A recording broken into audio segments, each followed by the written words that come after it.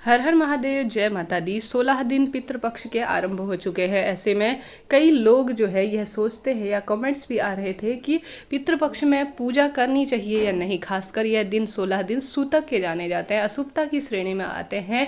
इन दिनों जो है जितना हो सके सात्विक चीज़ों का सेवन करना चाहिए, सात्विक अपनी मानसिकता रखनी चाहिए, शुद्ध मन से पितरों को याद करना चाहिए। ऐसे में इन दिनों जो है पूजा पाठ या कोई उपाय करे या नहीं, इस बारे में आप सभी के कई कमेंट्स मिल रहे थे या पर्सनल भी इस बारे में कई लोग जानकारी लेना चाह रहे थे। तो मैंने सोचा क्यों ना इसके विस्तार में आप सभी के साथ शेयर किया जाए।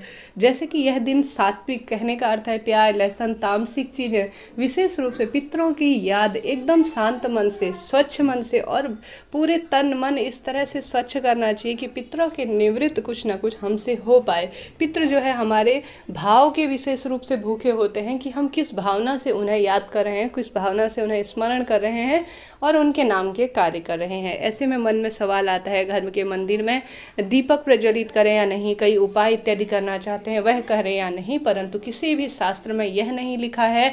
गरुड़ पुराण हो या अन्य जो देवी देवताओं के जो पितरों के निवृत्त जिनके वर्णन मिलता है जिन चीज़ों में, उनमें शिव पुराण इत्यादि में भी उनमें कहीं यह नहीं लिखा है कि देवी देवताओं के जो है पूजा रोक देनी चाहिए इन दिनों। हाँ, कोई नई चीज़ आरंभ कर रहे हैं, गृह प्रवेश हो गया, कोई नए वस्त्र या कहीं विशेष रूप से कोई यात्रा एक नए सिरे से शुरू करनी है या कोई जॉब ज्वाइन करनी है, तो यह 16 दिन जो है अशुभता की श्रेणी में शुभ नहीं माने जाते। तो ऐसे दिनों में एक नई शुरुआत करने से स्वयं को रोकना चाहिए।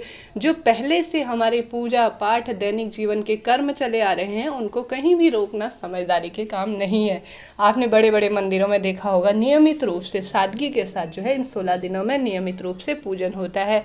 तो आप भी अपने घर में कोई उपाय, कोई व्रत, कोई पूजा पाठ करते हैं तो नियमित रूप से उन्हें करते रहे। हाँ, यह है कि नए सिरे से उस व्रत को आरंभ ना करिए, इस बात का आप सभी को ध्यान रखना होगा। कोई पूजा पाठ पहले से चली आ रही है तो उन्हें जो है निरंतर रूप से करते रहिए। रोज दीपक प्रज्वलित करते हैं तो कीजिए, देवी देवताओं के नाम का एक अलग से दीपक लगाइए, एक दीपक जो है पितरों के नाम का इन दिनों लगाना आवश्यक है 16 दिनों तक। तो कोई दिक्कत की बात नहीं। कोई व्रत करते आ रहे हैं तो उनको कंटिन्यू कीजिए। लड्डू गोपाल की सेवा, भगवान भोलेनाथ को जल समर्पण या कोई भी भाव हो, आप जो है निरंतर उसे करते रहिए। मन में किसी तरह की शंका न लाइए, क्योंकि देवी देवता और पितृ एक समान हैं, उनको बराबर जो है दर्जा दिया गया है हमारे कल्याण के लिए। तो ऐसे में कहीं भी मन में डाउट नहीं लाना चाहिए, न कोई शंकित होने की आवश्यकता है।